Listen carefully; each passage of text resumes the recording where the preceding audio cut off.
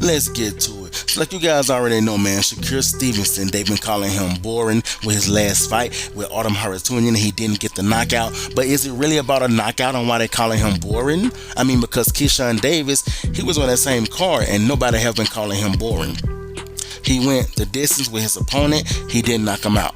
But they call Shakur Stevenson boring. Well, I'm going to give you a logical reason on why they've been calling Shakur Stevenson boring, but not Keyshawn Davis. I'm going to show you some clips. Now, if you're looking at this clip right now, you can see he lacks aggression. Shakur Stevenson just lacks the aggression. That's all it is. His output is weak. The shots that he throws seem like they have no type of effect. So therefore, he needs to throw more than what he's throwing. Now, look at clip 2. Look at what Keyshawn Davis doing. Look at his shots. I mean, while he's standing right in front of Madueno, look at his shots. And then while Shakur Stevenson is standing right in front of Haratunian, look at his shots. He threw about 3 shots, whereas Keyshawn Davis threw about 8 shots. So once again, this is just about his aggression. He's a great boxer. You know, his skills are superb. He's already proved that. I'm not talking about his skills. And for anybody who want to say, well, Haratunian was on a retreat. Yeah, I'm talking about before the retreat, though. He could have thrown out way more shots before the retreat. And then look at clip 3 when they're going toe-to-toe.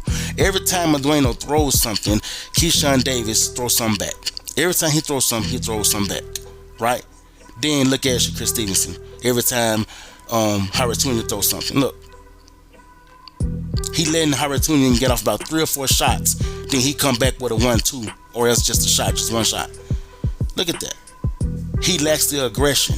So for anybody who trying to tell me, oh man, you don't know what you're talking about, and this and that, this and that. Listen, I know what I'm looking at, and he lacks the aggression. Nobody's calling Keyshawn Davis boring because Keyshawn Davis doesn't lack the aggression.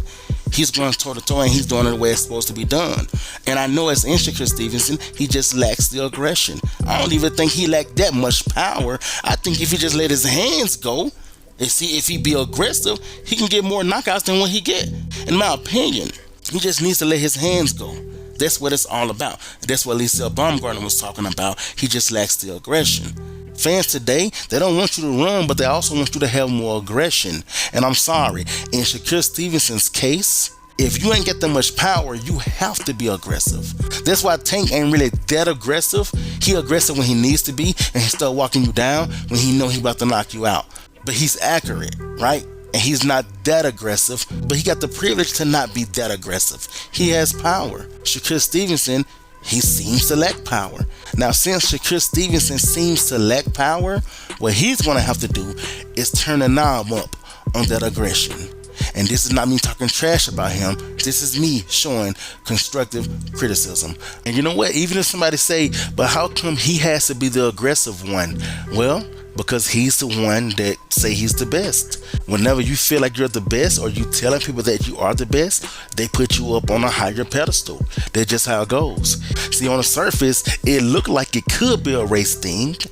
On the surface, it does. But then when you dive deep into it, you realize they treat everybody like this who doesn't have the output, who claims to be the best. Even with David Benavidez, his last fight with Voshtik, a lot of people said it was boring, actually. And a lot of people was expecting him to go out there and be a monster, the monster that he wasn't at 175. He wasn't that monster. So a lot of people said it was boring because a lot of people was actually expecting him to do more.